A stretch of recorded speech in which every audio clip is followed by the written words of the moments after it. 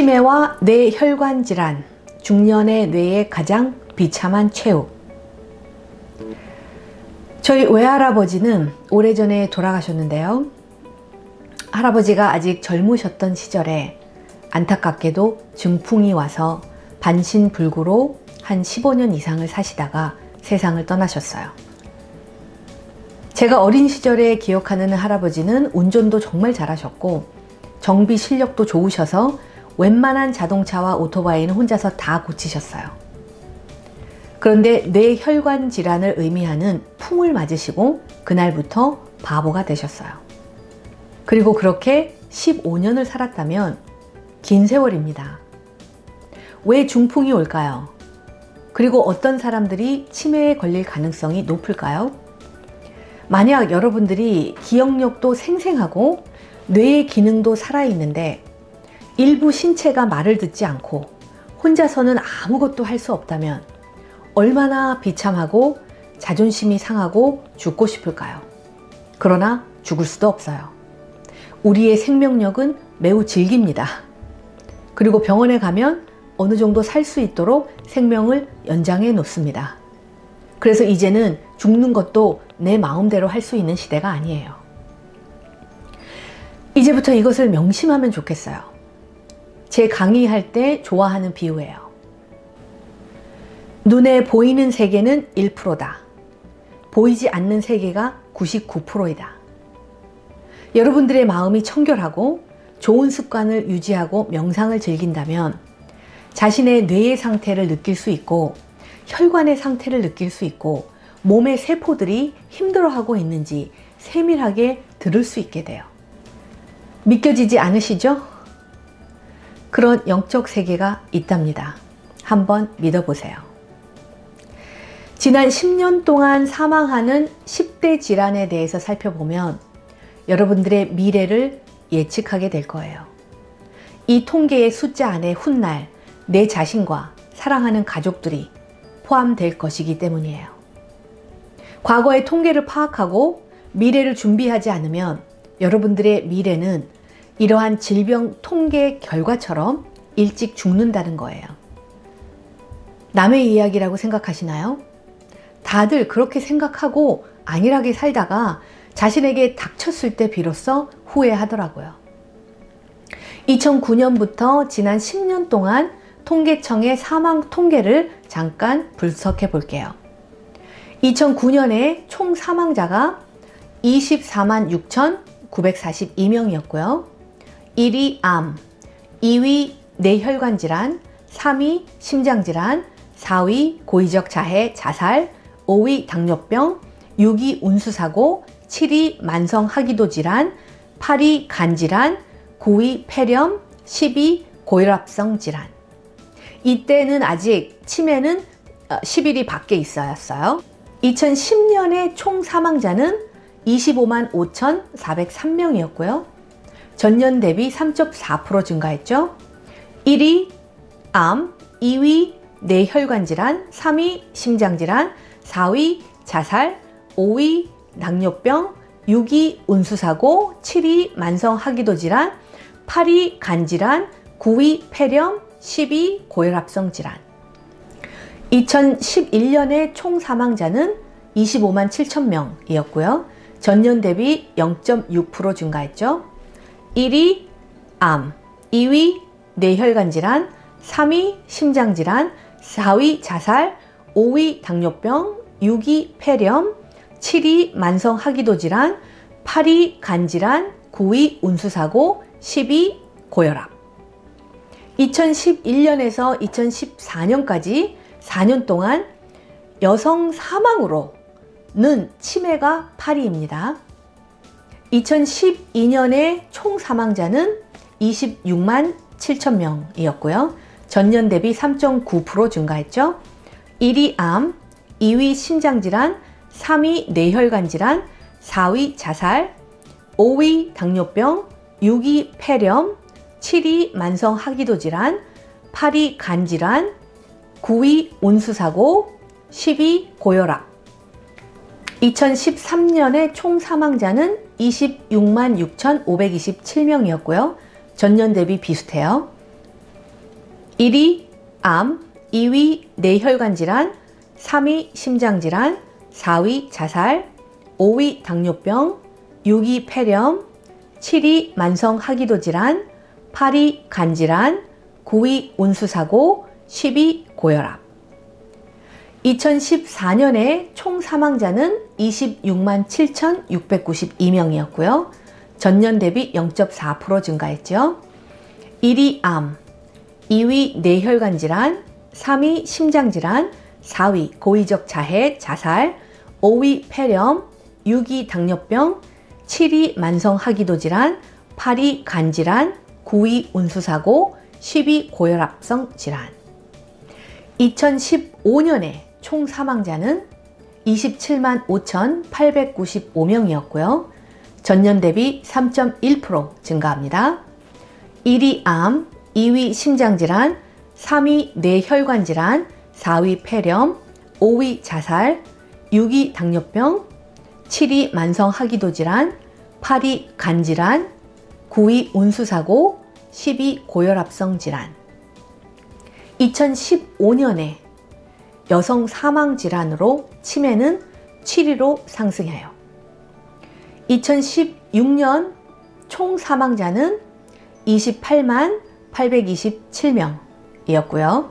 전년 대비 1.8% 증가합니다. 1위 암, 2위 심장질환, 3위 뇌혈관 질환, 4위 폐렴, 5위 자살, 6위 당뇨병, 7위 만성하기도 질환, 8위 간질환, 9위 고혈압성 질환, 10위 운수사고.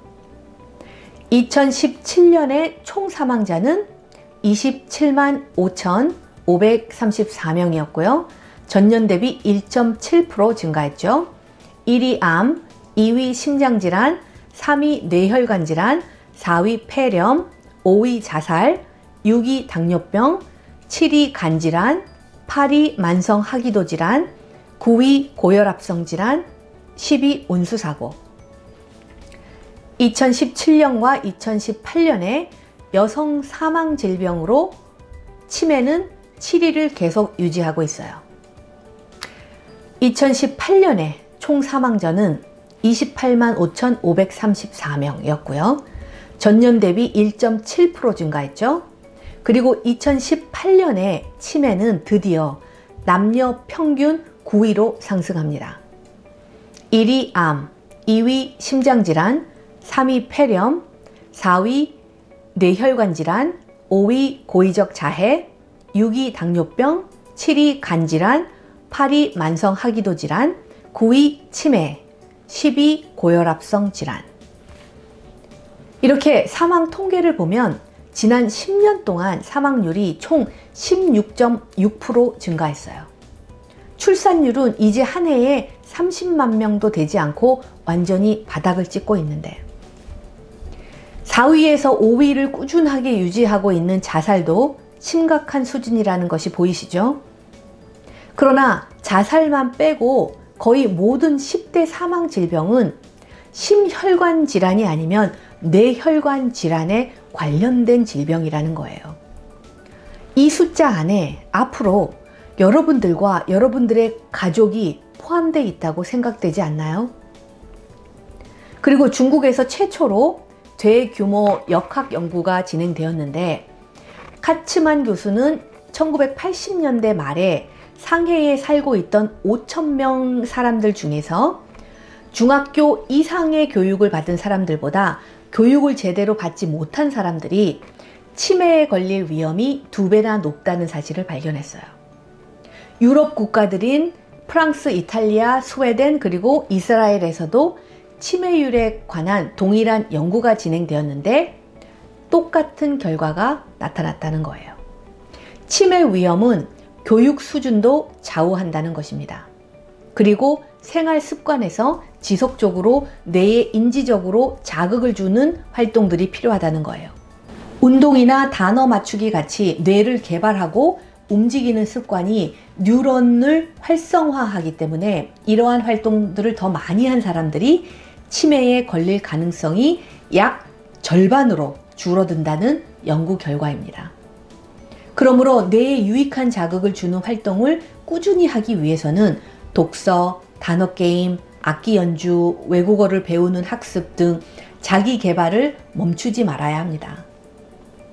콜롬비아 대학에서 연구한 결과 치매에 걸리지 않은 1772명의 성인들의 습관이 걷기, 친구 방문하기, 교회 공동체에서 교제하기, 성경을 읽고 암송하기, 사회봉사, 독서 등 종교적이나 봉사활동을 많이 한 사람들이라고 해요. 그냥 단순한 노동만 반복하다가 여가 시간에 움직이지 않고 게으른 사람들보다 이렇게 활동적으로 중년의 삶을 보내는 사람들이 치매 발생 위험이 38% 낮다고 합니다. 그리고 좋은 습관의 활동이 하나씩 추가될 때마다 치매의 위험이 12%씩 감소했어요. 스탠퍼드 의과대학의 셸리 캐슬러 교수는 이렇게 말해요. 운동선수에게 훈련과 연습은 필수적이죠. 유전자에 의존할 수 있는 것도 어느 정도까지예요. 인지적 비축분도 마찬가지죠. 정신적, 육체적 활동, 특히 여러 등급의 난관이 있어 점점 어려워지는 활동에 적극적으로 참여하면 인지적 비축분도 늘릴 수 있어요. 계속해서 이득을 얻으려면 장애물의 수준이나 난이도를 높이는 것이 최선이죠. 새롭고 자극을 주는 다양한 정신적 활동이 가장 도움이 될 거예요. 저는 교육 수준이 더 높은 사람들에게 인지적 비축분이 많은 이유 가운데 하나가 바로 이것이라고 생각해요. 교육 수준이 높은 사람들은 다양한 정신적 자극을 받아왔고 그런 자극을 찾아다니는 경향이 있죠. 47살의 케빈 부코우스키는 맨하탄에 있는 컬럼비아 대학교 의료센터에서 일하고 있는데요. 일주일에 서너 번씩 러닝머신 20분, 윗몸 일으키기 20분을 반복하며 지속했고 5개월이 지났을 때 부코우스키는 당연히 체중은 약 3kg 빠졌고요. 체질량 지수도 내려갔다고 해요. 그리고 부코우스키는 감정적으로, 육체적으로, 그리고 영적으로 더 좋아졌다는 것을 스스로 느꼈다고 이렇게 말합니다. 힘이 더 넘쳤고 긴 하루가 끝날 무렵에도 전혀 피곤하지 않았어요. 하지만 무엇보다 중요한 것은 치아일양이 미쳐 날뛰었다는 점이에요. 치아일양이라는 것은 대단한 것이 맞아요. 지난 몇 년간 치아일양이라는 해마의 작은 부위, 기억하는 데 아주 중요한 영역이 뇌의 노화라는 분야에서 슈퍼스타로 떠올랐습니다. 그런데 그 치아일양이라는 것이 특히 운동을 좋아하는 것입니다. 운동, 걷기, 등산. 제가 계속 강의 때마다 입이 닳도록 강조하는 거예요. 모든 치매를 비롯한 질병 연구에서 밝힌 결과는 우리의 뇌를 단련하는 유일한 방법은 운동이라는 거예요. 수십 년 동안 과학자들은 운동, 특히 걷기 같은 유산소 운동이 심장에 좋다고 말하고 있죠. 그리고 우리의 뇌세포는 맑은 산소가 필요하기 때문에 혈액이 깨끗하고 혈액순환이 잘 되면 될수록 좋은 포도당과 산소를 뇌에 많이 전달하기 때문에 혈류, 즉 맑고 청결한 피의 흐름을 통하여 뇌의 능력이 향상된다는 거예요. 프레드 게이지 교수라는 가장 명성 있는 신경과학자는 걷기와 달리기만이 새로운 뇌세포들을 탄생시킬 수 있다는 것을 처음으로 발견한 사람이에요. 1990년대 말 프레드 게이지 교수는 쥐에게 임상실험을 했는데 늙은 쥐들도 운동하는 쥐, 장난감을 가지고 노는 쥐, 그리고 활발하게 쳇바퀴를 돌리는 쥐들은 새로운 뇌세포를 훨씬 더 많이 만들어냈다는 것입니다. 그러나 반대로 스트레스를 많이 받고 신체적인 활동을 하지 않으면 뇌에서 뉴런의 생산은 멈추게 돼요. 그렇기 때문에 바쁘다고 자꾸 환경 탓만 하는 사람들은 발전이 없는 거예요. 중년의 나이에 특히 여성들은 더욱 치매 예방을 위해서 좋은 음식으로 깨끗한 혈관을 유지하고 꾸준히 운동하고 틈틈이 독서하고 자기가 좋아하는 분야를 공부하는 것이 반드시 필요합니다. 지역 도서관에 가면 책을 얼마든지 무료로 빌려볼 수 있어요. 그리고 운동하며 뇌를 개발하는 사람은 집중력도 높아지기 때문에 독서를 더욱 즐기게 되고 경험이 부족한 젊은 사람들보다 일도 훨씬 더 잘할 수 있는 거예요. 치매를 치료할 수 있는 유일한 방법이 있어요. 알고 싶으면 500원. 그것은 바로 예방밖에 없다는 거예요.